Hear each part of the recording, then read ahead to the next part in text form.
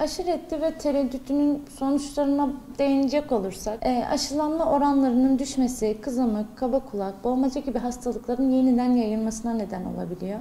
Yeterli sayıda insan aşılanmadığında, toplum bağışıklığı sağlanamadığında hastalıklar, az önce bahsettiğimiz hastalıklar savunmasız grup dediğimiz bebekler, yaşlılar ve bağışıklığı zayıf olan insanlara yayılma ihtimali yükseliyor. Aşıyla önlenebilir hastalıkların artışı sağlık sistemini zorluyor ve tedavi maliyetlerini arttırıyor. Yine aşıyla önlenebilir hastalıklar özellikle çocuklarda ciddi komplikasyonlara ve ölümlere neden oluyor. Yine bu aşı reddi ve tereddütün en önemli sonuçlarından biri olarak salgınların artması, iş gücü kaybına ve ekonomik sorunlara neden olabilir diyebiliriz. Aşı reddi ve tereddütüyle nasıl mücadele edebiliriz? Toplumun aşıların önemi ve güvenilirliği konusunda doğru bilgilendirilmesi gerekmekte. Hekimlerin ve sağlık çalışanlarının aşı konusunda net ve güvenilir bilgi vermesi gerekiyor. Yine yanlış bilgilerin sosyal medyada yayılmasının engellenmesi sağlanmalı. Aşıların ücretsiz ve kolay ulaşılabilir olması gerekiyor ki öyle.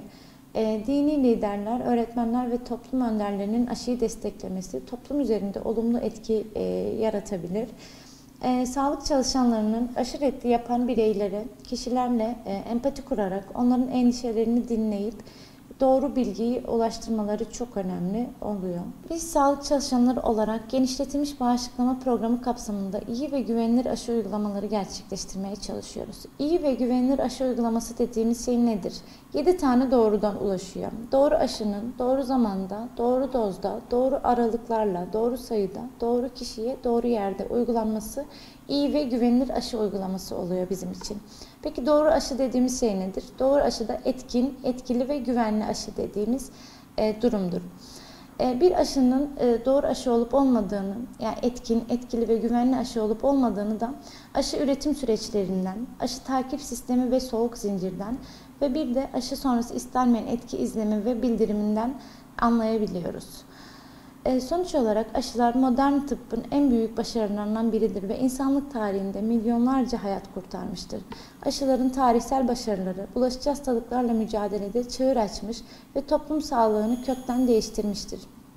Örneğin çiçek hastalığının yok edilmesi, çocuk felcinin neredeyse tamamen ortadan kaldırılması ve kızamık gibi hastalıkların kontrol altına alınması aşıların ne kadar güçlü bir araç olduğunu gösterir. Ancak aşı reddi ve tereddütü gibi sorunlar bu başarıları tehdit etmekte. Aşı reddinin artması durumunda gelecekte daha ciddi salgınların ortaya çıkabileceğini biliyoruz. Aşıyla önlenebilir hastalıkların artışı antibiyotik kullanımını da arttırabilir.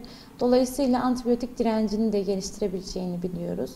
Sonuç olarak aşı olmak sadece bireysel bir tercih değil, toplumsal bir sorumluluktur.